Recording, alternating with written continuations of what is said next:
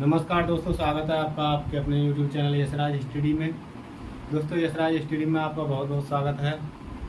आज हम आपके लिए लाए हैं दोस्तों यूपी पुलिस के लिए एक ऐसा पार्ट जिसमें आपको यूपी पुलिस से संबंधित जो भी इंक्वायरी है वो आपके डाउट की सब क्लियर हो जाएंगे। दोस्तों, यूपी पुलिस के फॉर्म भरते समय कौन से कागज़ लगाए जाते हैं, यूपी पुलिस के डॉक्यूमेंट वेरिफिकेशन में क्या क्या आता है, तो ये सब आपको आज की वीडियो में बताएंगे। दोस्तों,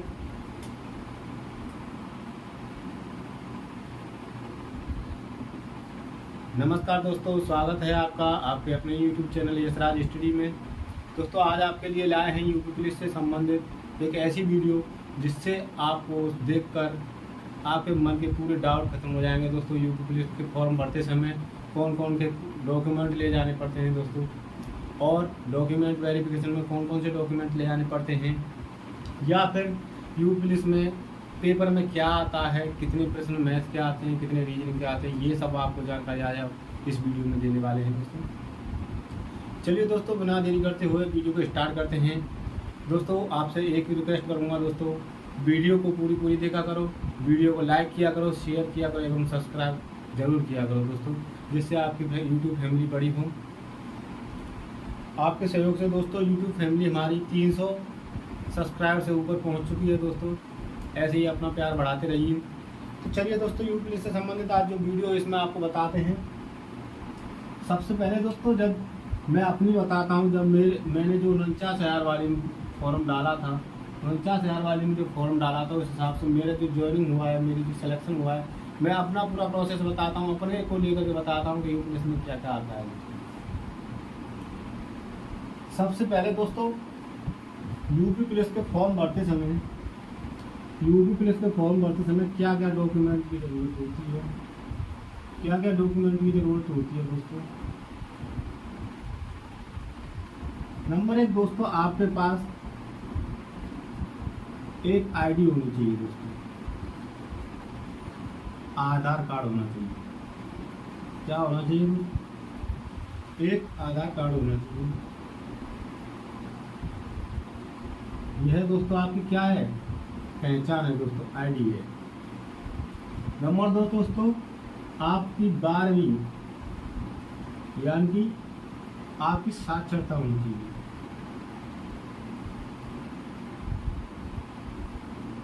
साक्षरता क्या होनी चाहिए दोस्तों?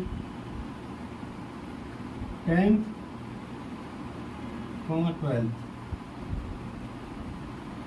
यानी 10वीं और 12वीं की मार्कशीट होनी चाहिए दोस्तों आपके पास।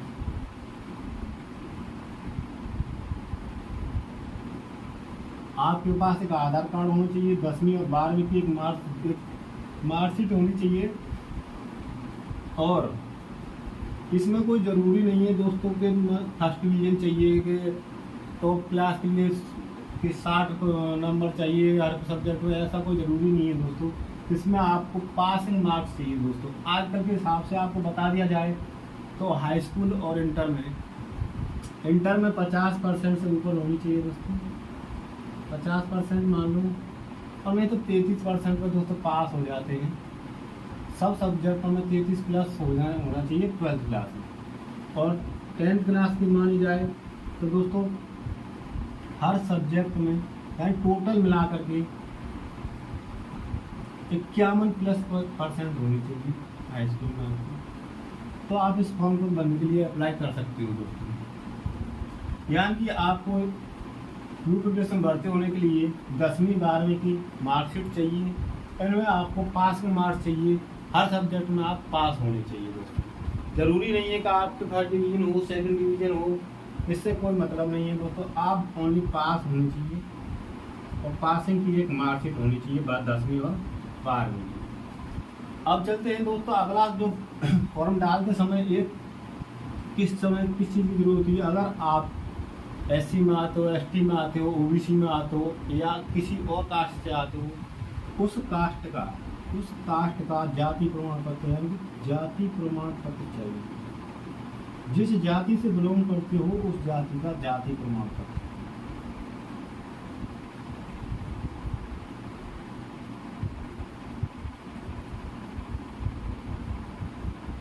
यूपी पुलिस के लिए जरूरी नहीं कि केंद्र का जाति प्रमाण पत्र केंद्र का निवास प्रमाण पत्र बनवाइए। आप निवास प्रमाण पत्र बना सकते हैं, आप निवास प्रमाण पत्र यूपी से ही बनवा सकते हो। निवास के लिए एक निवास प्रमाण पत्र बनेगा दोस्तों।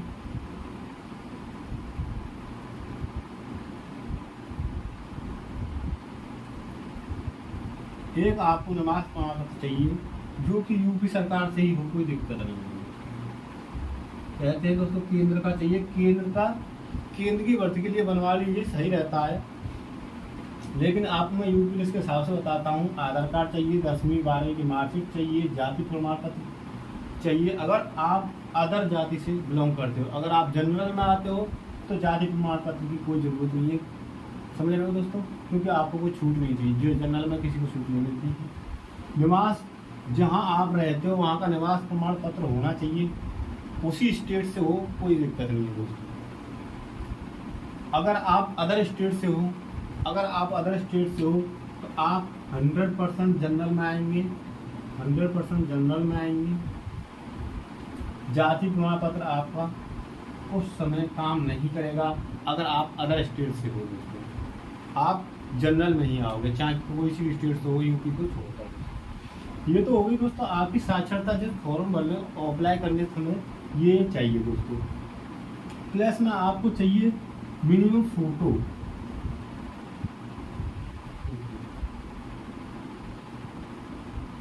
4 फोटो करवा लीजिए दोस्तों, 4 फोटो करवा लीजिए। आपके फोटो होने चाहिए सिंपल कपड़ों में होने चाहिए। ऐसे नहीं दोस्तों आपने हाफ टी शर्ट पहन रखी है, जीन्स का पैंट पहन रखा है, रंगीन चश्मा लगा रखा है दोस्तों, ये सब आप नहीं चलेगा। फोटो आपको वही होनी चाहिए, बिल्कुल सिंपल फोटो होनी चाहिए। आप इस सिर से ऊपर बाल हों अच्छे से, बाल चलो वाइट शर्ट हो तो और ही अच्छा है दोस्तों। सिंपल बना के सिंपल फोटो चाहिए जिसमें लगाने के लिए। तो ये दोस्तों आपके लिए 4 फोटो हो गए। अब दोस्तों समस्या आती है डॉक्यूमेंट वेरिफिकेशन में। लास्ट में मान के नंबर आ जाता है पुलिस में, तो बोलते हैं डॉक्यूमेंट वेरिफिकेशन में क्या क्या लगेगा दोस्तों। आपको सबसे अच्छे तरीका बता देता हूँ, चाहे यूपी पुलिस हो, SSC GD हो, SSC CGL हो, MTS हो, LDC, कोई भी भर्ती हो, इससे कोई समस्या नहीं है। आप जब भर्ती यानी कि फॉर्म अप्लाई करते समय जो डॉक्यूमेंट अगर आप लगाते हो, जो आप डॉक्यूमेंट लगाते हो, जो फोटो लगाते हो, उसी समय इनकी 2 प्रति आप अपने पास रख लीजिए। जैसे कि आप आधार कार्ड लग रहा है आपका किसी भी फॉर्म में, तो इसकी 2 कॉपी अपने आप पास बनवा लीजिए। सबके 2 सेट बना लीजिए जो आपको फॉर्म अप्लाई करते समय जो डॉक्यूमेंट लगते हैं। और उस समय जो फोटो लगते हैं उन फोटो करा लीजिए, 6 फोटो करा लीजिए, 4 फोटो करा लीजिए।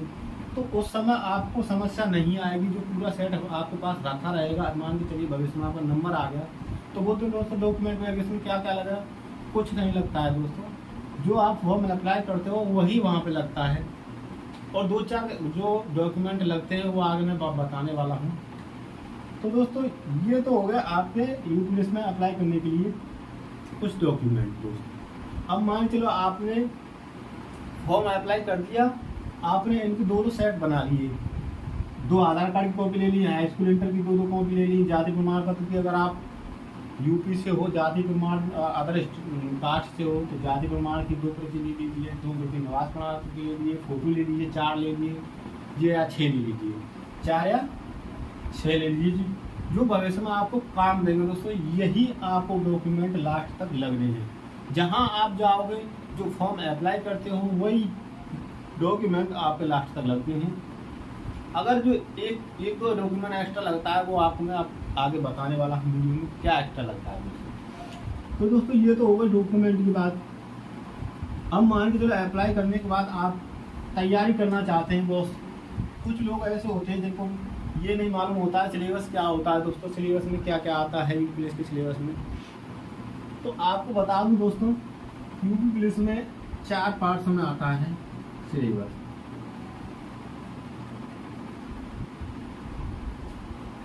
पहला पार्ट आएगा दोस्तों सामान्य ज्ञान,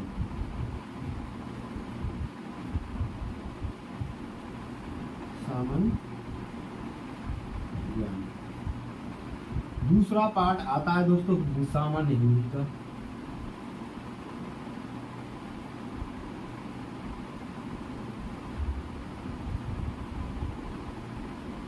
तीसरा पार्ट आता है दोस्तों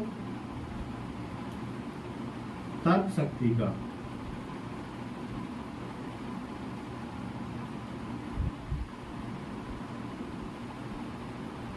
तो चौथा पार्ट आता है दोस्तों मैथ यानी गणित। मैथ में 4 पार्ट आते हैं। जो मैंने पेपर दिया है उस हिसाब से आपको बता रहा हूँ। जो सिलेबस आता है, जो मैंने अपने हिसाब से मैं जो पेपर दे के आया हूँ, जो सिलेबस में आया वो आपको बता रहा हूँ दोस्तों। अब दोस्तों इन दोनों को मिलाकर के दोस्तों 75 प्रश्न आते हैं। कितने क्वेश्चन आते हैं दोस्तों? 75 आते हैं। और इन दोनों को मिलाकर के प्रश्न आते हैं दोस्तों 75। यहाँ तक समझ में आया होगा आपको दोस्तों। अब दोस्तों इसमें 38 प्रश्न, कितने प्रश्न दोस्तों? 38 प्रश्न आते हैं सामान्य ज्ञान के। 38 प्रश्न सामान्य ज्ञान के आते हैं और 37 प्रश्न 37 प्रश्न आते हैं हिंदी के। ये दोस्तों मैं आपको जो बता रहा हूँ बिल्कुल राइट इक्वल बता रहा हूँ दोस्तों। जिस हिसाब से मैं आपको सिलेबस बता रहा हूँ उस हिसाब से आप पढ़ लीजिए और आपका सिलेक्शन पक्का हो जाएगा दोस्तों, इतनी मेरी गारंटी है। अब आता है दोस्तों तर्क शक्ति और गणित। गणित आएगा दोस्तों 18 या 19 क्वेश्चन आएंगे गणित। कितने क्वेश्चन आएंगे दोस्तों? 18 या 19। ये क्वेश्चन इतने मतलब टफ नहीं आते हैं कि दोस्तों CGL के लिए उठा के रख दिया या LDC के रख दिया। बिल्कुल नॉर्मल क्वेश्चन आएंगे। 12 से 13, कितने दोस्तों? 12 से 13 क्वेश्चन इतने सरल आएंगे जिनको आप अगर बेसिक मैथ आपने कर लिया है, तो 12-13 क्वेश्चन इतने नॉर्मल आते हैं कि आप कर लोगे दोस्तों। यहाँ से दोस्तों बचते हैं 6 से 7 क्वेश्चन। 6 से 7 क्वेश्चन थोड़े टफ लेवल के आते हैं जिससे आपको मेरिट टांगने लायक दोस्तों कहते हैं ना। तो दोस्तों ये कट ऑफ में जो है काम देते हैं दोस्तों। ये प्रश्न आपने अगर कर लिए, तो आपका जो मैथ कभी भी मैथ में नंबर कम नहीं आ सकते हैं दोस्तों। प्लस में अगर आप 75 में से अगर 19 को घटाते हैं, 75 में से अगर आप 19 को घटाते हैं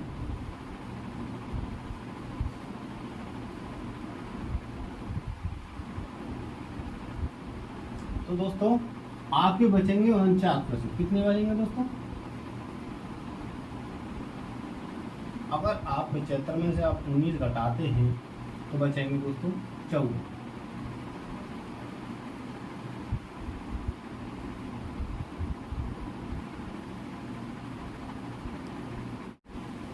दोस्तों 19 प्रश्न गणित के हो गए आपके। अगर 19 प्रश्न 75 टोटल इन दोनों को मिलाकर कितने आते हैं दोस्तों? 75 प्रश्न आते हैं। इसमें से 19 प्रश्न मान के चलो गणित के आ गए।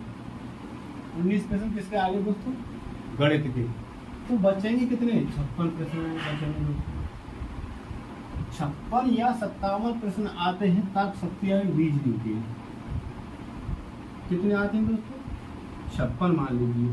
इन 56 में से रीजनिंग कैसे आती है दोस्तों इसको मैं आपको बता देता हूँ। मिनिमम 10 प्रश्न यूपी पुलिस से संबंधित प्रश्न आएंगे दोस्तों। यूपी पुलिस से संबंधित जो प्रश्न है उसकी एक बुक आती है दोस्तों, उसको आपको खरीदना पड़ेगा, जिसमें आपको दोस्तों यूपी पुलिस का इतिहास, यूपी पुलिस का आपराधिक इतिहास या अधिनियम से नहीं आएगा दोस्तों, पर उसके संबंधित नॉर्मल क्वेश्चन आएंगे। 10 क्वेश्चन आते हैं। जैसे मान के चलो टीचर की जो भर्ती होती है उसमें प्रश्न आते हैं दोस्तों, सामान्य प्रश्न आते हैं। तो इसमें दोस्तों यूपी पुलिस के इतिहास से संबंधित 10 प्रश्न आते हैं। उसके अलावा बचते हैं दोस्तों आपके 40 प्रश्न। 40 प्रश्न बचे दोस्तों जो आएंगे मेन रीजनिंग से।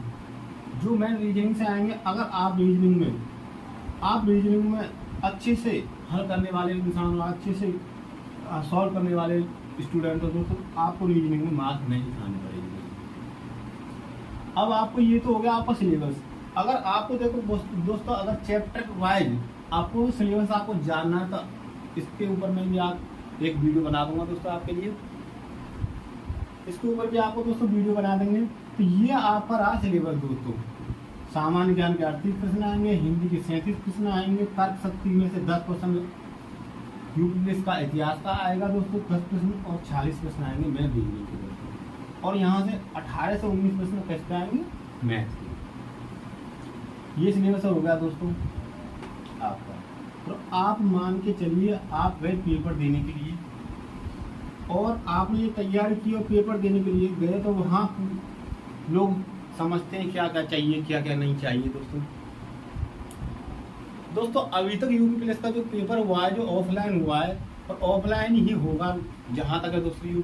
अगली जो भर्ती आने वाली है जिसमें ऑफलाइन ही पेपर होगा, तो आपको ज़्यादा चिंता करने की जरूरत नहीं है, ज़्यादा परेशान होने की जरूरत नहीं है दोस्तों। अंदर जाने के लिए आपको बस एक एडमिट कार्ड चाहिए। जैसे मान लो आप पेपर देने जा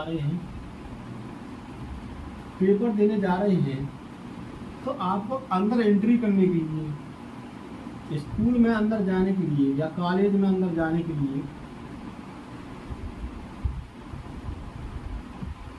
कॉलेज में एंट्री के लिए क्या चाहिए दोस्तों। आप पेपर देने जा रहे हैं, एंट्री कर रहे हैं, तो दोस्तों आपके पास पहली बात तो कोई भी इलेक्ट्रॉनिक वस्तु नहीं होनी चाहिए जिसको आप अंदर नहीं ले जा सकें दोस्तों।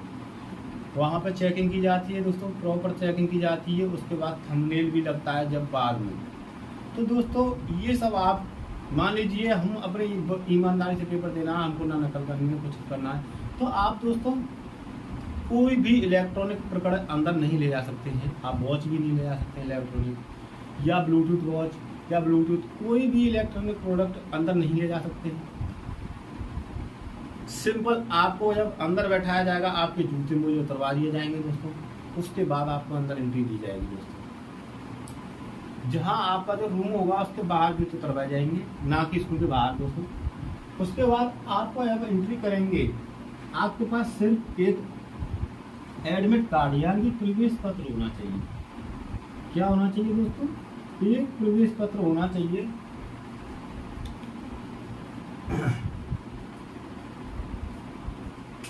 आपके पास प्रवेश पत्र होना चाहिए,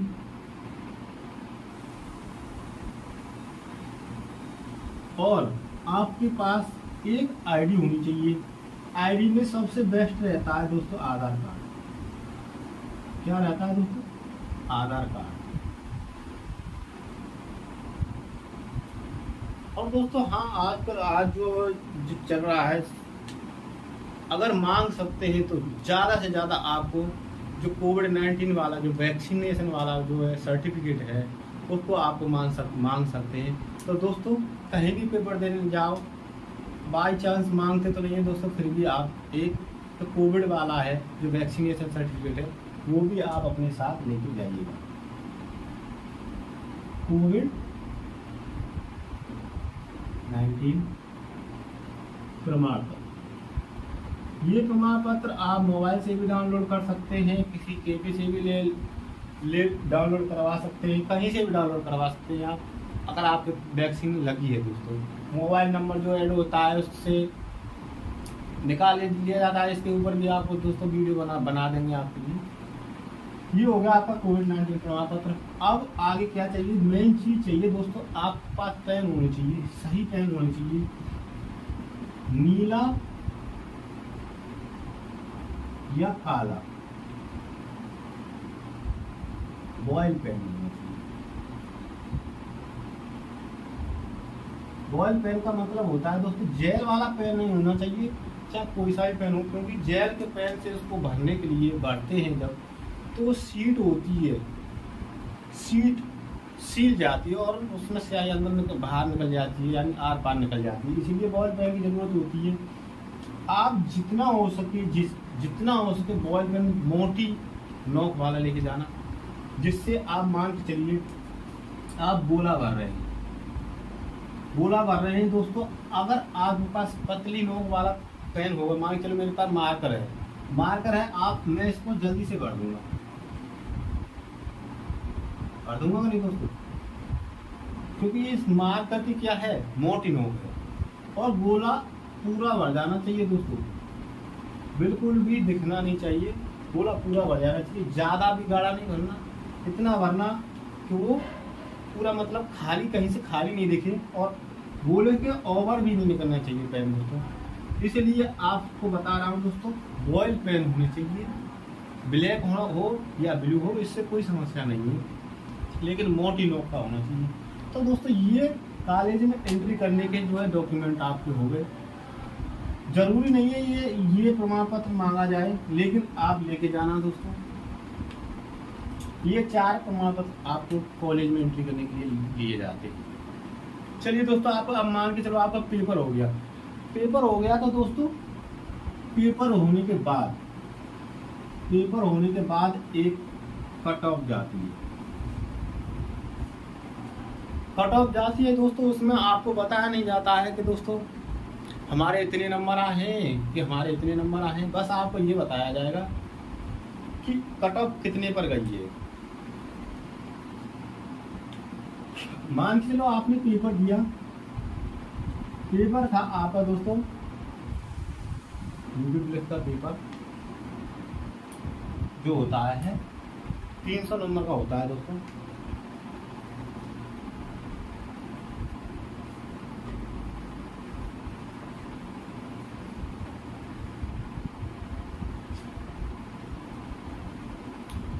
चलिए दोस्तों, अब बात आती है पेपर होने के बाद क्या होता है दोस्तों। पेपर होने के बाद दोस्तों ये कट ऑफ आएगी दोस्तों, एक कट ऑफ आएगी। दुनिया भर के यूट्यूबर वीडियो बना देते हैं दोस्तों, इतनी कट ऑफ जाएगी दोस्तों। कोई किसी को अनुमान नहीं रहता है, सब आपको अंदाजा से बता देते हैं कि इतनी कट ऑफ जाएगी, कट ऑफ आपके इतनी कम जाएगी, अपने व्यूज बढ़ाने के लिए, सब कुछ करने के लिए दोस्तों। मैं आपको सिंपल बता दूं दोस्तों, इसकी कट ऑफ मैं ये नहीं कहूँगा कि कितनी जाएगी, फिर भी आपको अंदाज से बता देता हूँ दोस्तों।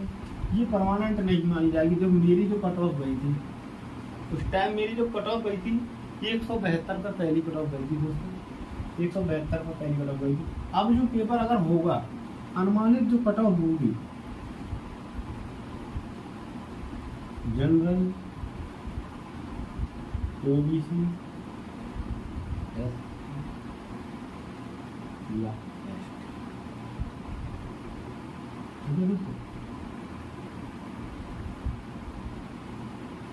पूर्णांक होता है दोस्तों, 300 अंक का पूर्णांक होता है।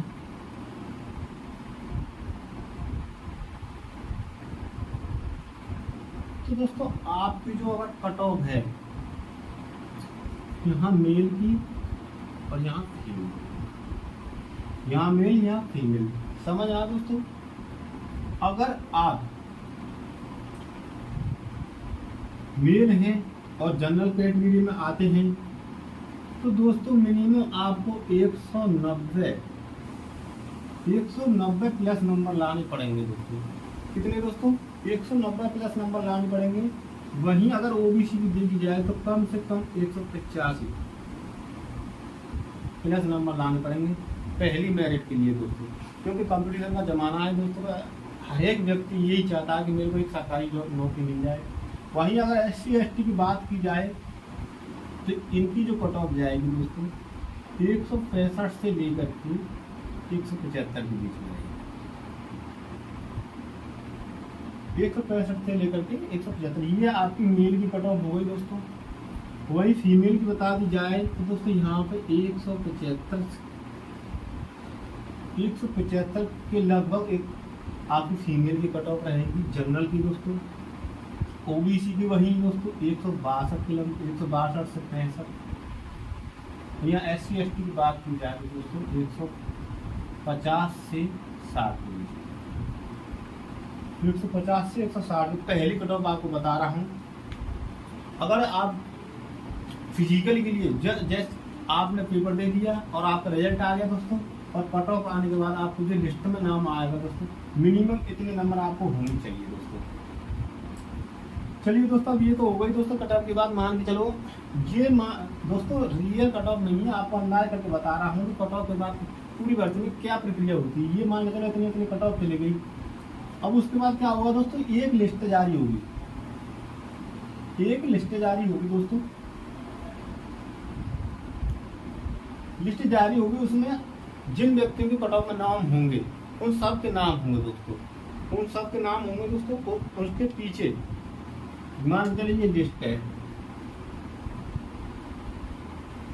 ये लिस्ट है दोस्तों।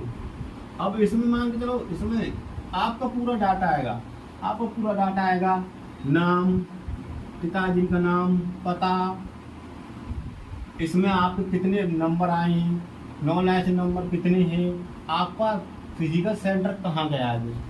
तो जो लिस्ट आएगी जब भी उस लिस्ट में ही आपको बता दिया जाएगा आपका जो सेंटर है उस जगह पे पड़ा है। मेरा दोस्तों सेंटर बरेली पड़ा था दोस्तों, बरेली पीएसी बटालियन में पड़ा था, जिसमें मेरा जो है फिजिकल हुआ था।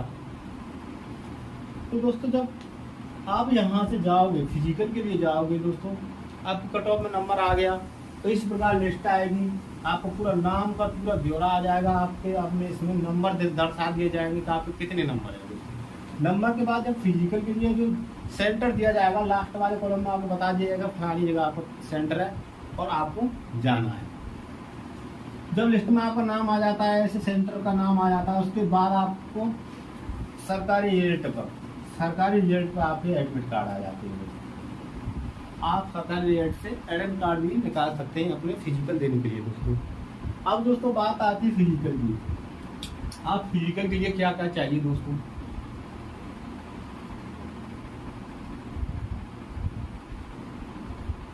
शारीरिक परीक्षण,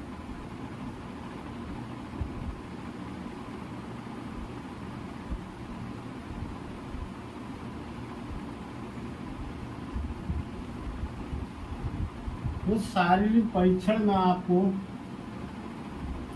रेस कराई जाएगी। रेस करने का मतलब ये नहीं है दोस्तों आप मतलब 25 मिनट या 30 मिनट में रेस कर रहे हैं, ऐसा कुछ नहीं है दोस्तों। आपको पहले से तैयारी करनी पड़ेगी। तो आपको बता दूं वहाँ पे दोस्तों फिजिकल में एक चिप दी जाएगी, पैर में बांधने के लिए एक चिप दी जाएगी। जैसे घड़ी नहीं बांधते दोस्तों घड़ी बांधते इस प्रकार की चिप दी जाएगी। वहाँ कोई ऐसे डॉक्यूमेंट की जरूरत नहीं होती है, वही डॉक्यूमेंट ले जाने पड़ते हैं वहाँ पर जो दोस्तों फॉर्म अप्लाई करते समय ले जाए जाते हैं दोस्तों। आधार कार्ड हो गया, हाई स्कूल इंटर की मार्कशीट हो गई, आपके जो है आधार कार्ड, हाई स्कूल इंटर की मार्कशीट, अगर जाति आपकी अदर कास्ट से हो तो जाति प्रमाण पत्र और निवास प्रमाण पत्र, और दोस्तों रजिस्ट्रेशन स्लिप आप अपने पास रखना, बाई चांस आपकी उसको जरूरत पड़ जाए दोस्तों। यही चीज़ आपकी लगेंगी दोस्तों जो रजिस्ट्रेशन करते समय आपकी लगी थी, वो सब संभाल के रखनी है। आप मान के चलो आप स्थान पर शारीरिक परीक्षण स्थान पर पहुंच के जहाँ आपका फिजिकल होना है दोस्तों। तो दोस्तों आपको इसकी तैयारी करने के लिए 4800 मीटर की रेस होगी दोस्तों, 4800 मीटर की रेस होगी। चाहे आपको कितना भी समय मिले, चाहे आपको कितना भी समय मिले, आपको दोस्तों ये है दौड़ 25 मिनट से पहले आपको 25 मिनट से पहले करनी है दोस्तों। ये आपको ठानना है दोस्तों। अगर आप 4800 मीटर की रेस 25 मिनट में नहीं कर पा रहे हैं तो दोस्तों आपका फिजिकल खराब है, बेकार है दोस्तों। तो दोस्तों जब फिजिकल करते हैं आपको चिप बांध दी जाएगी। चिप बांधते समय मान लीजिए ट्रैक है, आपको यहाँ से भगाया जाएगा। ये ट्रैक है, यहाँ पट्टे लगा दिए जाएंगे दोस्तों, ऐसे चौड़े चौड़े पट्टे लगा दिए जाएंगे। अब ये पट्टी लगा दी जाएंगे तो दोस्तों जो पैर में जो चिप है, इन दोनों पट्टों में से किसी न किसी पर टच करके निकलनी चाहिए। दोनों मान चलो इस पर एक पैर रख दिया तो इस पर अल्टरनेटर पैर रख दो, तो दोनों का किसी न किसी का पैर इन दोनों में से रखना चाहिए, तब आपकी एक गोला की काउंटिंग स्टार्ट होगी। दोस्तों यहाँ सबसे बड़ी परेशानी आती है, गोला की काउंटिंग कैसे करें दोस्तों, भूल जाते हैं, सभी लोग भूल जाते हैं। तो आप सबसे अच्छा तरीका बता रहा हूँ दोस्तों, 400 मीटर के 12 राउंड दिए जाएंगे दोस्तों। कितने राउंड दिए जाएंगे? 12 राउंड दिए जाएंगे। तो आप प्रत्येक उंगली में, आप जो छल्ली नहीं होती दोस्तों, छल्ली लेके जाना, प्रत्येक उंगली में 3 छल्ली रखना। प्रत्येक उंगली में कितनी छल्ली रखना? 3 छल्ली रखना। और सबसे बड़ी गलती लोग वहाँ कर देते हैं दोस्तों, यहाँ से स्टार्ट हो गए, यहाँ से रेस करना मान के चलो स्टार्ट हो गए, और यहाँ से स्टार्ट होते ही आप क्या करते हैं, एक गोला काउंट कर लेते हैं। ऐसा आपको गलती आपको नहीं करनी है दोस्तों। पूरा गोला काउंट करने के बाद आपकी एक उंगली से एक छल्ली निकालनी है, 12 छल्ली रहती है। पहली उंगली में से तीनों छल्ली निकल जाए, जब सेकंड उंगली में छल्ली निकालने का जो है प्रयास करना है दोस्तों। एक तरफ से आपको छल्ली निकालनी है, एक चक्कर हो गया एक छल्ली निकाली, 2 चक्कर हो गया 2 छल्ली निकाली, 3 चक्कर हो गया 3 छल्ली निकाली। 4 उंगलियों में आप 12 छल्ली बढ़ा फंसा लेना, और पूरा राउंड होने के बाद आपको बिल्कुल राउंड नहीं करने, आपको पूरा यहाँ से स्टार्ट होकर पूरा राउंड होने के बाद आपको छल्ली निकाल के फेंक भी दीजिए। तो दोस्तों इस प्रकार आपकी पूरी छल्ली खत्म हो जाएंगी 12, तो मान के चलो आपके 12 राउंड खत्म हो जाएंगे। और जो चिप होती है पैर में, जो चिप होती है, इन दोनों कनेक्ट करती है 13 बार। कितनी बार दोस्तों? 13 बार। कैसे? पहले राउंड में 2 बार कनेक्ट कर जाती है, यहाँ से आप भगोगे तो यहाँ से भगो कनेक्ट हो गई, यहाँ से कनेक्ट हो गई, यहाँ से कनेक्ट होने के बाद आप इसको एक पूरा पार कर जाएंगे, यहाँ पूरा पार कर जाएंगे। जब जाके आपका एक चक्कर होगा तो यहाँ से एक चक्कर में, पहले चक्कर में 2 बार कनेक्ट हो जाती है। इस प्रकार 13 बार चिप काउंट करनी पड़ती है इसके ऊपर से। तो आपको तो दोस्तों 12 चक्कर लगाने हैं, यहाँ से आपको भगाया जाएगा और यहाँ से क्रॉस करने के बाद आपकी चिप एक काउंट कर लेगी, और आप पूरा राउंड देने के बाद पूरा यहाँ आ जाओगे तो आपका एक राउंड हो जाएगा। और ये चिप इन दोनों पॉइंटों को 2 बार पर काउंट कर लेगी। तो इस प्रकार आपको दोस्तों फिजिकल देना है, अच्छे से फिजिकल देना है। ज़्यादा तेज आपको बिल्कुल भी नहीं भगाना है कि दोस्तों भीड़ निकल गई और हमसे भगा नहीं जा रहा है, हम तेज भगेंगे, ऐसा कुछ नहीं है दोस्तों। आप ले पकड़ लीजिए, मान के चलिए ये एक किनारा है, इसको पकड़ना की कोशिश कर रहे हैं दोस्तों, आप इसके किनारे ना पकड़िए, क्योंकि बहुत लोग होते हैं इसके किनारे जो इसके किनारे भागते हैं और इधर उधर पौनी लग जाती है और इससे थोड़ा टाइम भी लग जाता है। अगर आप इससे 2 मीटर अलग भगेंगे ना, इससे 2 मीटर अलग, तो आराम से अपनी रेस पूरी कर लेंगे। धीरे धीरे आप अपनी रेस, आपको ना तो तेज करनी है रेस, ना कम करनी है। तेज करने से भी आपको हांफड़ी बढ़ जाएगी, और स्लो कर दी, और स्लो करने के बाद आप तेज करोगे फिर भी आपको हांफड़ी बढ़ जाएगी। तो इस प्रकार आपका फिजिकल हो जाएगा दोस्तों। फिजिकल में ज़्यादा कुछ नहीं होता है। अगर आपकी चेस्ट होनी चाहिए तो दोस्तों 80 नॉर्मल होनी चाहिए, खुला के 85 होनी चाहिए नॉर्मल दोस्तों। अगर आपकी जो चेस्ट नापी जाएगी बिल्कुल इस प्रकार से यहाँ से नापी जाएगी। मेल की फीमेल की दोस्तों चेस्ट वेस्ट नहीं नापी जाती है, लंबाई ही नापी जाती है। चेस्ट नापी जाएगी बिल्कुल नॉर्मल, अच्छे से आपकी चेस्ट नापी जाएगी, कोई दिक्कत नहीं होगी दोस्तों। आपका फिजिकल क्लियर हो जाएगा। उसके बाद जो आपका रिजल्ट आएगा, आप मान के चलो आपका फिजिकल हो गया, पास फेल का जो रिजल्ट आएगा, चिप आपकी निकाल ली जाएंगी, वही चिप आपकी निकाल ली जाएंगी और दूसरे बैच को वो चिप दे दी जाती है। और आपको एक यहाँ रेस करने से पहले वो भी मिलता है बिल्ला नंबर, जिससे आपको पहचान होती है कितने नंबर का आपने रेस की। आपने मान के फिजिकल कर लिया, फिजिकल करने के बाद आप समझेंगे दोस्तों हमको पता तो चला ही नहीं फेल हुए या पास हुए, कितने मिनट में रेस हुई। तो दोस्तों ये सब का रिजल्ट आता है रेस करने के बाद, जब सबकी रेस हो जाती है, फाइनल रिजल्ट हो जाता है। तो जब गेट के बाहर एक बोर्ड लगाते हैं दोस्तों, वो लोग जिस बोर्ड में आपको लगाते हैं उसमें सबसे हाईएस्ट वाला नंबर, सबसे हाईएस्ट जो टाइमिंग वाला रहता है,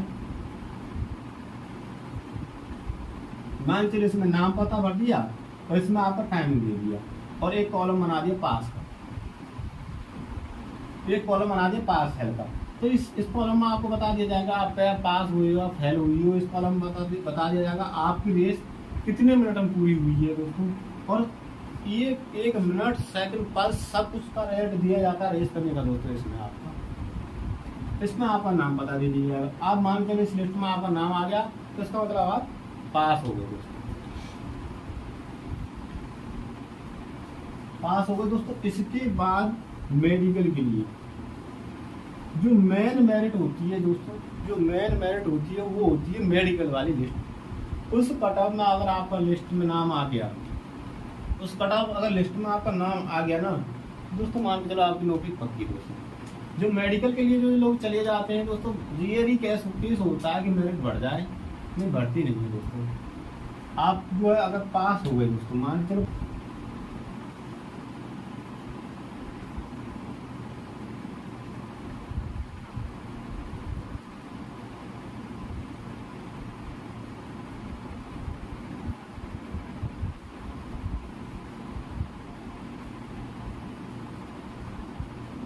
इसके बाद जो फिजिकल क्लियर हो जाता है उसके बाद डॉक्यूमेंट वेरिफिकेशन होता है आपका, और डॉक्यूमेंट वेरिफिकेशन के साथ साथ आपका हाइट मेजरमेंट भी होता है। आपका हाइट मेजरमेंट क्या वहां पर आपकी लंबाई भी नापी जाती है और चेस्ट भी नापी जाती है, चेस्ट भी नापी जाती है, और आपका जो वजन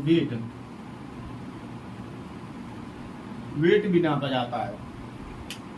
तो अब बात आती है आपके डॉक्यूमेंट वेरिफिकेशन की। इसमें आपको कुछ नहीं करना दोस्तों, मैंने आपको जो शुरुआत में आपको बताया था, इसमें आपको जो फॉर्म अप्लाई करते समय जो मैंने आपको डॉक्यूमेंट बताए थे, जो दो फाइल बनाने को मैंने बोला था कि दो सेट आपको बनाने हैं, जो डॉक्यूमेंट के जो फॉर्म अप्लाई करते समय लगाए थे दोस्तों, वही डॉक्यूमेंट आपको वेरिफिकेशन में लिया जाएंगे, अन्यथा और एक्स्ट्रा कोई डॉक्यूमेंट नहीं लगाया जाएगा। हाँ, अगर आपने साक्षरता अगर अपने स्टेट में हो और साक्षरता आपने दूसरे स्टेट से ली है, तो उस दूसरे स्टेट से कॉलेज का सर्टिफिकेट आपके पास होना चाहिए, और उससे लिखित में होना चाहिए, कॉलेज प्रिंसिपल से आपका लिखित में होना चाहिए कि मेरे स्कूल से इसने साक्षरता ली है। तो डॉक्यूमेंट वेरिफिकेशन में सबसे बड़ी बात, एक अहम बात यही होती है। मेडिकल के समय भी मांगा जाता है वो कागज, डॉक्यूमेंट वेरिफिकेशन भी मांगे जाते हैं कि आपने अगर अदर स्टेट से साक्षरता की है तो उसका सर्टिफिकेट, अदर स्टेट का सर्टिफिकेट भी होना चाहिए, प्लस में जो प्रिंसिपल है उसका लिखित भी होना चाहिए, और कैरेक्टर सर्टिफिकेट होना चाहिए वहाँ का। तो दोस्तों यहाँ डॉक्यूमेंट की वेरिफिकेशन के समय आप अगर बढ़ा सकते हो यहाँ पे, तो या तो स्कूल का कैरेक्टर सर्टिफिकेट बढ़ा लीजिए, या आप बढ़ा लीजिए जो सरकारी हॉस्पिटल आपके पास, जो नज़दीक सरकारी हॉस्पिटल होता है, MBBS डॉक्टर बैठता है, उसका आप कैरेक्टर सर्टिफिकेट बनवा लीजिए। और प्रधान का लिखित का भी उस जगह पर चल जाता है, या तो स्कूल का सर्टिफिकेट हो, या प्रधान का लिखा हुआ कैरेक्टर सर्टिफिकेट हो, या फिर एक हो जो हॉस्पिटल वाला। इन तीनों में से कोई सा एक डॉक्यूमेंट यहाँ प्लस हो जाता है। तो यहाँ कैरेक्टर सर्टिफिकेट की जरूरत होती है।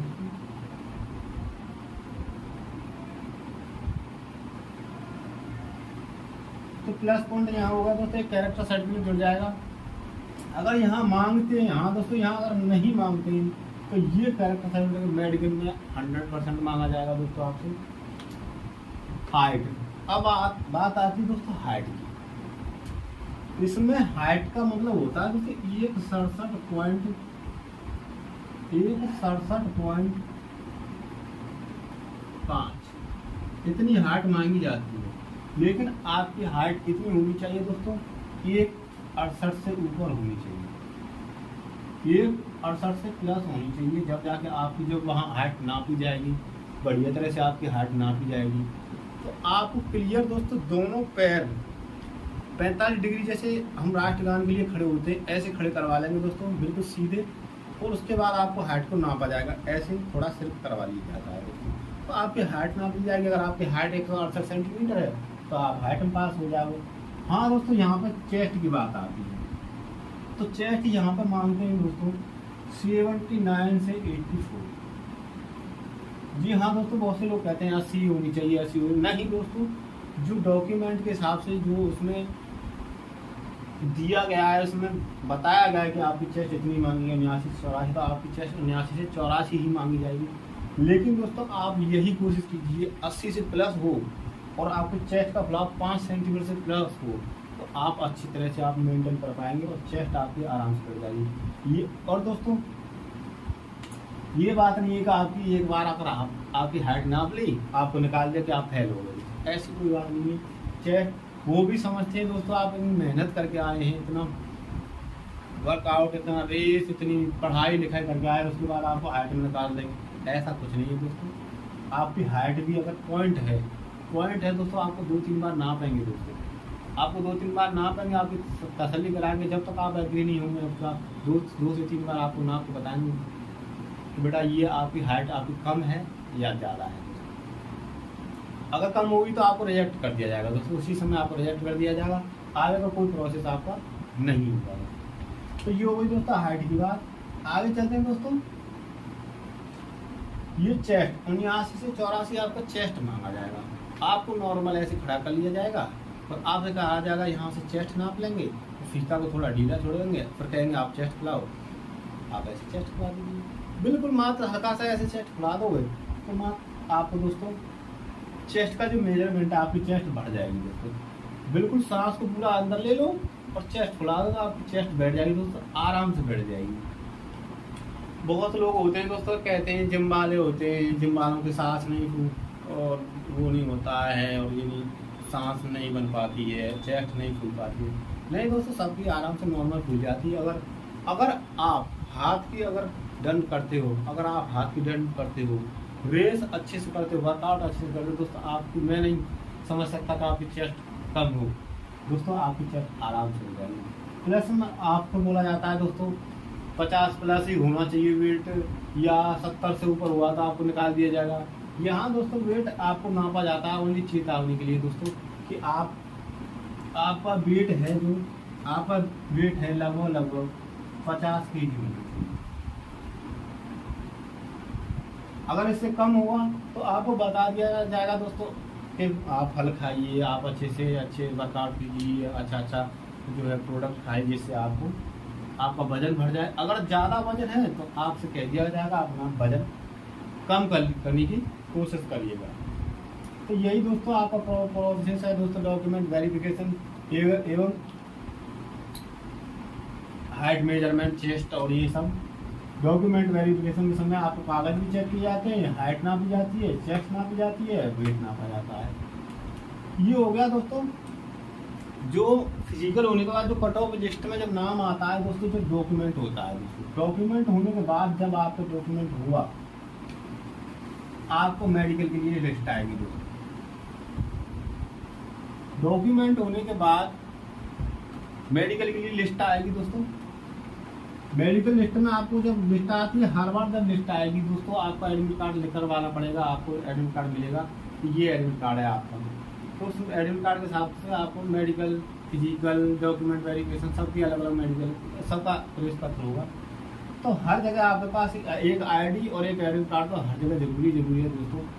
और हर जगह आपको मैंने बता दिया डॉक्यूमेंट के समय ही 4 सबके फोटो लेने हैं। जिस कोई भी फॉर्म भरो उसमें 4 फोटो पहले ही लीजिए।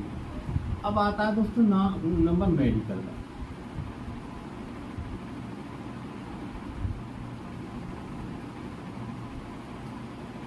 जी हाँ दोस्तों, यहाँ पर अगर मेडिकल आपका दिया जाएगा, मेरा तो मेडिकल दोस्तों होम डिस्ट्रिक्ट में ही हुआ था। मेरा होम डिस्ट्रिक्ट मथुरा है, तो मथुरा में मेरा मेडिकल हुआ था। मथुरा रेलवे पुलिस लाइन के पास मेरा मेडिकल हुआ था दोस्तों। तो यहाँ मेडिकल हुआ, तो मेडिकल में आपको कुछ नहीं है दोस्तों। मेडिकल में सबसे दोस्तों आँख, आपकी आँख चेक की जाएंगी। मेडिकल के समय भी आपका दोस्तों चेस्ट और हाइट मेडिकल के समय भी नापी जाएगी दोस्तों। डॉक्यूमेंट वेरिफिकेशन के नाम के समय भी नापी जाएगी और मेडिकल के समय भी नापी जाएगी। तो आँख में आपका दोस्तों 2 तरह का टेस्ट होगा दोस्तों। एक तो होगा डिस्टेंस विजन, यानी दूरी पर आपको बॉक्स लगा दिया जाएगा, उसमें ABCD AEINT ऐसे करके लगातार नहीं मिलेंगे, आपको अक्षर देखने को मिलेंगे। तो दोस्तों आपको जो सबसे छोटी वाली लाइन उससे और थोड़ा बड़ी वाली लाइन, यानी कि सबसे छोटी वाली लाइन होती है 6 की, 6 की और 9 की। जो अंक नापे जाते हैं डॉक्टरों के अनुसार 6/6 की आंख आपको बेहतरीन मानी जाती है। अगर आप सबसे जो छोटी वाली लाइन को पढ़ दिए तो डिस्टेंस विजन है, दूरी वाले बोर्ड में आपको कभी फेल नहीं हो सकते। उसके बाद आपको एक बुक मिलेगी दोस्तों, एक बुक मिलेगी, उसमें नंबर होंगे दोस्तों, रंग बिरंगे नंबर होंगे। कोई लाल में 2 नंबर दे रखा है, किसी जगह का कलम लिखी है, किसी जगह 1 2 3 4 ABCD ऐसे लिखा होता है। इसके बाद सबको पढ़ने के बाद लास्ट का जो पेज होता है इस बुक का, उसमें एक इस तरह से लाइन होती है, टेढ़ी मेढ़ी लाइन। तो उसका उंगली रख के ऐसे फिरवाते हैं डॉक्टर दोस्तों।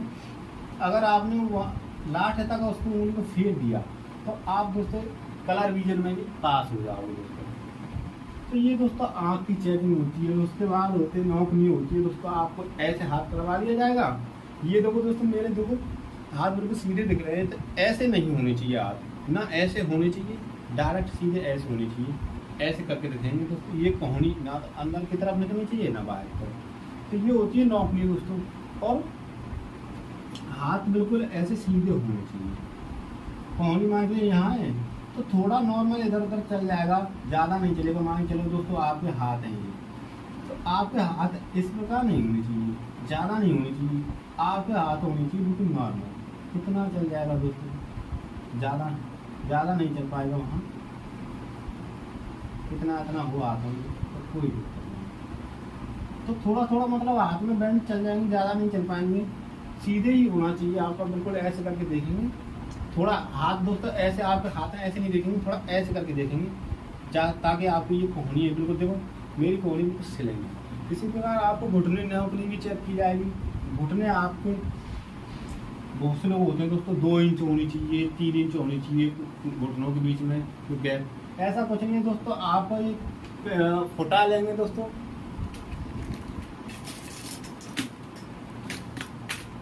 इस प्रकार का दोस्तों इस प्रकार का फुटा लेंगे और आपके घुटनों के बीच से मान के चलो ये मेरे घुटने हैं, तो इस घुटनों के बीच से ऐसे आपको फुटा निकाल के ऐसे देखेंगे। अगर आपका फुटा घुटनों से नहीं टच किया तो आप नौकनी और बैंड में भी आप क्लियर हो जाओगे। तो वहाँ नौकनी और बैंड यही देखे जाते हैं। उसके बाद फुटपाथ चेक किया जाता है, यानी कि पैरों के जो तलवे चेक किए जाते हैं कि आप पट पैर तो नहीं है। तो गीले पैर करके ऐसे करके चलवाया जाता है दोस्तों। गीले पैर अगर करके चलवाया जाता है, अगर तलवे आप जो मान चलो ये आपका पैर है, ये आपका पैर है, तो यहाँ पे थोड़ा सा गैप सा होता है दोस्तों पैर में। ये गैप होता है ना, तो ये पानी में भी गैप ही आना चाहिए। अगर आपका ऐसे आ गया, अगर आपका इस प्रकार आ गया, पट आ गया, इस प्रकार आ गया, इस प्रकार थोड़ा गैप रहता है वो नहीं आया, तो इस प्रकार आया दोस्तों आपको फेल कर दिया जाएगा, क्योंकि आपका पट पैर आएगा दोस्तों। इस प्रकार आपको जो फुटपाथ आपको चेक किया जाता है। उसके बाद आपको दोस्तों दांत चेक किए जाते हैं। नॉर्मल दांत जिसके कीड़े होते हैं, 2 दाढ़ में 3 दाढ़ में थोड़े नॉर्मल कीड़े होते हैं, वो चल जाता है, इसमें कोई दिक्कत नहीं होती है। आप दाढ़ भरवा के चले जाइए डॉक्टर से, कोई दिक्कत नहीं है। उसके बाद आपका कान चेक किया जाता है, टॉर्च से कान भी चेक किया जाता है। कान में आपको दोस्तों टार्च लगा के देखेंगे दोस्तों, टार्च लगा के देखेंगे रोशनी से, मतलब आपका पर्दा तो नहीं हटा हुआ है या कुछ वो तो नहीं है। बहुत से लोग कहते हैं कि धीरे धीरे कान में बोलेंगे क्या बोल रहा हूँ मैं, फिर पूछेंगे, ऐसा कुछ नहीं दोस्तों। टॉर्च लगा के देखा जाता है, या उनके पास एक मशीन होती है दूरबीन लेंस वाली, उससे आपके कान को देखेंगे, पर्दे को, आपका कान फटा तो नहीं है। आपकी आँख हो गई, कान हो गया दोस्तों, दांत हो गए दोस्तों, हाथ हो बैंड हो गए दोस्तों, पैर के बैंड हो गए, फुट हो गया, यानी कि चेक करने वाला, पानी की चेक करने वाला हो गया दोस्तों। उसके बाद आपको हार्ट नापी जाएगी, चेस्ट नापा जाएगा। सब में आपको दोस्तों नॉर्मल है, ये नहीं है कि आपका जो फिक्स होना चाहिए, दांत एकदम बिल्कुल सब दांत ठीक होने चाहिए, ऐसा कुछ नहीं है दोस्तों। जिन लोगों के दाढ़ के वो कीड़ा खा जाते हैं और नर्वस हो जाते हैं दोस्तों, हमारा मेडिकल फेल हो जाएगा, ऐसा कुछ नहीं है, पास हो जाएंगे, कोई दिक्कत नहीं है। नॉर्मल यूपीएस का बहुत नॉर्मल मेडिकल होता है। मेडिकल होने के बाद मान के चलो दोस्तों आपका मेडिकल हो गया, आँख भी चेक, सबसे मेन चीज होती है दोस्तों वहाँ का आँख। अगर आप कलर विजन और बैंड में और इनमें पास हो गए दोस्तों, और तो कान है और दांत है, ये सब नॉर्मल नापे जाते हैं, इनमें आप फेल नहीं होंगे। सबसे मेन चीज रहती है इसका आँखों की दोस्तों।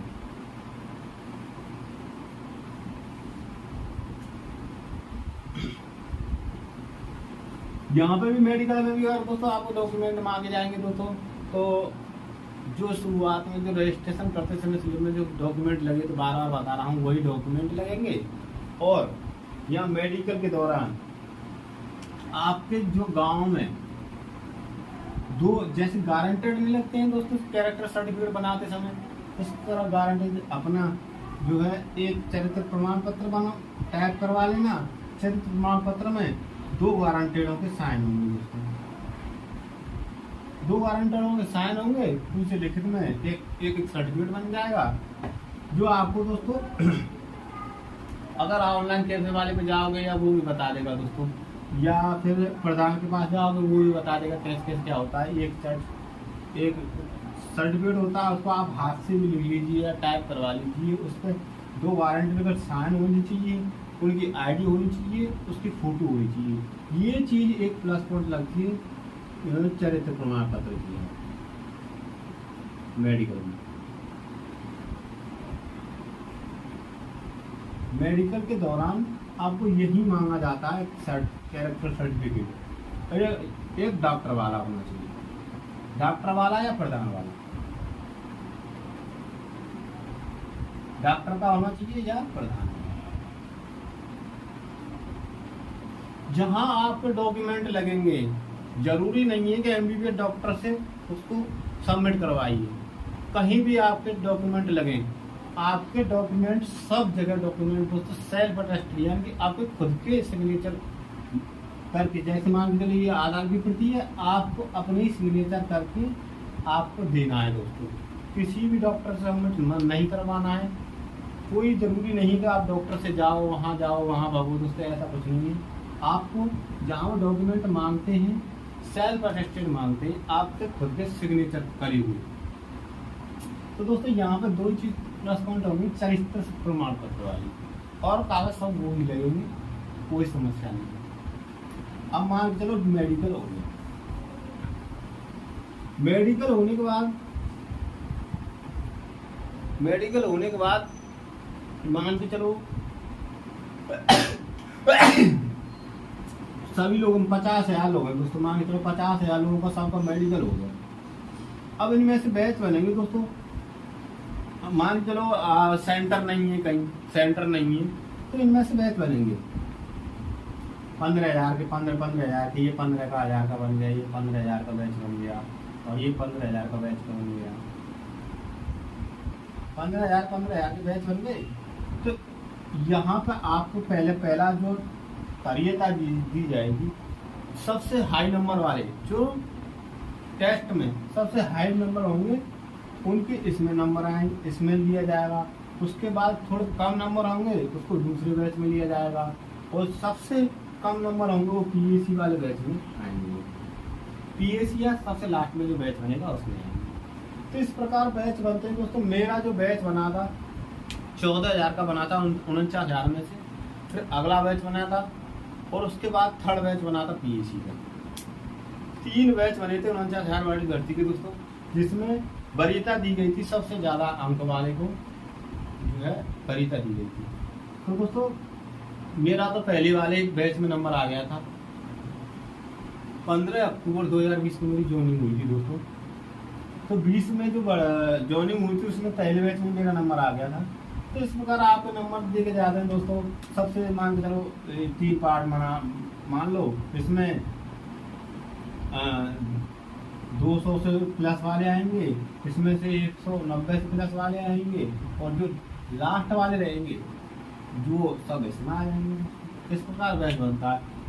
हाँ दोस्तों, अब अगर आप बात आती है तैयारी की, अगर आप अच्छे से तैयारी करते हो तो आप पहली सैलरी का ज़्यादा से ज़्यादा सैलरी का लाभ अगर उठाना चाहते हो, पहले बैच में जाना चाहते हो, तो आप अच्छे नंबर लाइए, अच्छी तैयारी कीजिए, 200 प्लस नंबर लाइए, और आपका पहले बैच में सिलेक्शन हो जाएगा। मान के चलो आपकी ट्रेनिंग हुई 6 से 7 महीने की ट्रेनिंग हुई, तो 6 से 7 महीने की जो सैलरी मिलेगी ये आपको पहले ही मिल जाएगी। आप ड्यूटी तो पूरी 60 साल तक की एज रहेगी, लेकिन आपको जो बेनिफिट जो 7 महीने का सबसे पहले सैलरी पाने का जो जुनून होता है ना दोस्तों लगने का, वो आपको पहले बैच में मिल जाएगा। पहले बैच में मिलने के लिए आपको थोड़ा अच्छी तैयारी करनी पड़ेगी दोस्तों। और ज़रूरी ही नहीं है कि 15,000 का ही बैच बने। ट्रेनिंग सेंटर अगर अच्छी मजबूत अच्छी जगह सब जगह सुविधा हो गई होंगी तो 50,000 एक संग ट्रेनिंग करवा देंगे दोस्तों, 100 की सैलरी एक साथ आ जाएगी, कोई दिक्कत नहीं। अगर आप अगर बैच बनते हैं, बैच बनने के लिए आपको अच्छे नंबर चाहिए।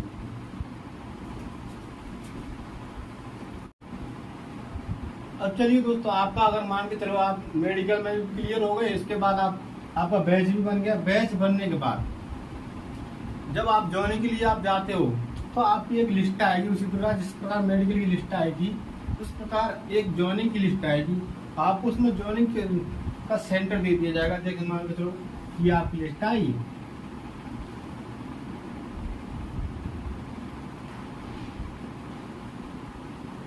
इस प्रकार की लिस्ट आएगी दोस्तों। इसमें काउंटिंग नंबर आएगा, इसमें नाम, पिता का नाम, पता, उसके बाद आपका जो है किस जगह आपका सेंटर पड़ेगा, कौन सी जगह आपको जॉइनिंग दी जाएगी, और आपका फेल पास का इसमें रिजल्ट आएगा। तो दोस्तों जहां आपका जॉइनिंग सेंटर होगा, मेरा जॉइनिंग सेंटर जो था जेटीसी थी आपकी, मेरी जो जेटीसी थी कानपुर पुलिस लाइन में मेरे को मिली थी, तो मेरी जॉइनिंग हुई थी कानपुर में ही मेरी जो जेटीसी हुई थी। जेटीसी का मतलब होता है जॉइनिंग ट्रेनिंग सेंटर। तो दोस्तों जेटीसी के दौरान आपको वहाँ पे बुलाया जाएगा। जेटीसी में मान के चलिए बहुत से लोग होते हैं अपनी हाइट जिनकी कम होती है, गलत वहाँ नप जाती है, उसके बाद आपको जेटीसी में बुलाया जाता है। जेटीसी का मतलब ही होता है जॉइनिंग ट्रेनिंग सेंटर का। तो वहाँ पर आपको परिपक्व किया जाता है। आपको थोड़ा थोड़ा ट्रेनिंग के बाद ट्रेनिंग देंगे, थोड़ा ट्रेनिंग देंगे, और आपको जो है टूली वाइज आपको चलाना सिखाएंगे, थोड़ा परेड करवाएंगे आपसे, फॉलो नियम सिखाएंगे, इस प्रकार आपको नियम करने हैं, इस प्रकार नहीं करने, क्या क्या करना है। आपसे सोशल भी करवाया जाएगा जेटीसी में। सोशल यानी कि आपको जो है आपकी बह खत्म हो जाना चाहिए। जिस प्रकार दोस्तों हम गांव देहात में होते हैं दोस्तों, आपसे कोई अगर गाली भी दिया जाता है, आपको कितनी गुस्सा आती है दोस्तों। ये गाली की जो गुस्सा है, आपको जो बुरा लगता है, ये सब आपको ट्रेनिंग का मतलब ये होता है आपकी सभी बुराई खत्म करना, आपको मजबूत बनाना। ट्रेनिंग का मतलब यही होता है। उसके बाद मान के चलो आप जॉइनिंग ट्रेनिंग सेंटर आपको पहुंच गए, वहाँ पे आपको वही डॉक्यूमेंट लिए जाएंगे जो आपसे वहाँ पे फॉर्म अप्लाई करते समय लगाए थे दोस्तों। और ज़्यादा करते दोस्तों आपको जो मैंने बताए थे कैरेक्टर सर्टिफिकेट भी ले लेना डॉक्टर वाले, और जो है आया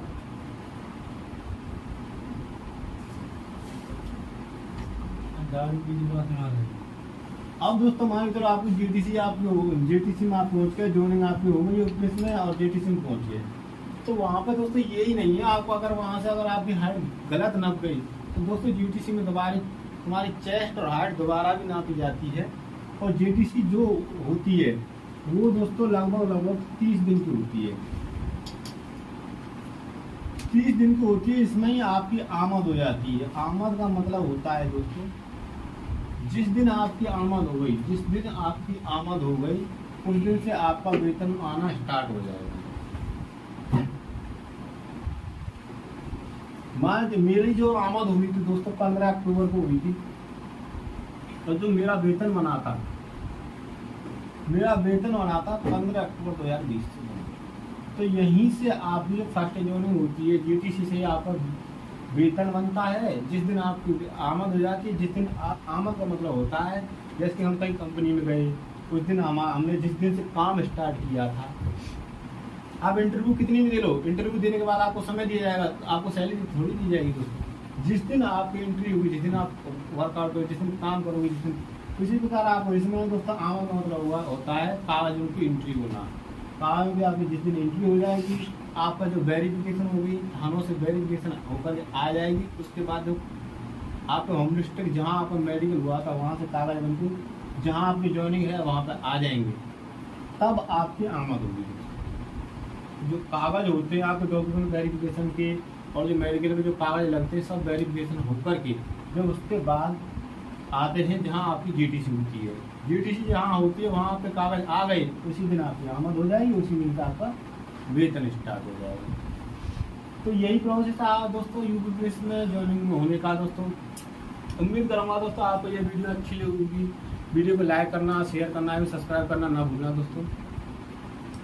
चलते हैं दोस्तों नेक्स्ट वीडियो की तरफ। जब तक के लिए जय हिंद, जय भारत।